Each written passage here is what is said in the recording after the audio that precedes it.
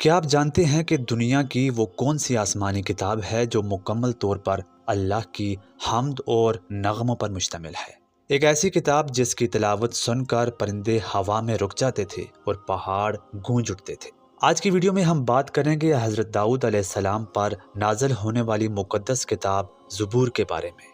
Video شروع کرنے سے پہلے آپ سے گزارش ہے کہ ویڈیو کے اینڈ تک ہمارے ساتھ رہیں، اور اگر آپ کو یہ ویڈیو پسند آئے تو لائک کر کے چینل کو سبسکرائب کر دیں۔ چلیے ویڈیو کا آغاز کرتے ہیں۔ زبور اللہ تعالیٰ کی 4 بڑی کتابوں میں سے ایک ہے۔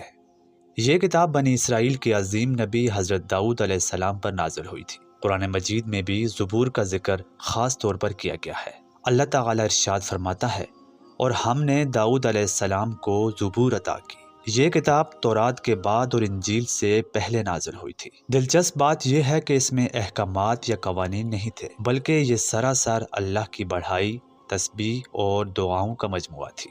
حضرت داؤد علیہ السلام کو اللہ نے ایک معجزاتی آواز عطا کی تھی۔ اسے تاریخ میں لحن داؤدی کے نام سے یاد کیا جاتا ہے۔ جب آپ علیہ السلام زبور کی تلاوت فرماتے تو کائنات تھم جاتی تھی۔ روایات کے مطابق پرندے اڑنا چھوڑ دیتے اور آپ علیہ السلام کے گرد جمع ہو جاتے تھے۔ پہاڑ بھی آپ علیہ السلام کے ساتھ اللہ کی تسبیح میں شریک ہو جاتے تھے۔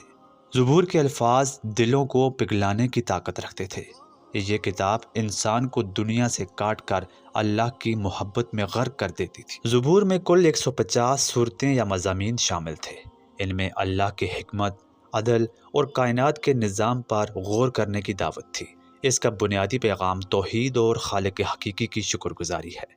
اگرچہ وقت کے ساتھ ساتھ دیگر کتابوں کی طرح اس میں بھی تبدیلیاں ضرور کی گئی، لیکن ایک مسلمان کے لیے اس کی اصل شکل پر ایمان لانا لازمی ہے۔ امید ہے آپ کو یہ معلومات پسند آئی ہوگی۔ آج کی ویڈیو میں اتنا ہی۔ ملتے ہیں آپ سے اگلی ویڈیو میں کسی نئے موضوع کے ساتھ۔ تب تک کے لیے اللہ نگہبان۔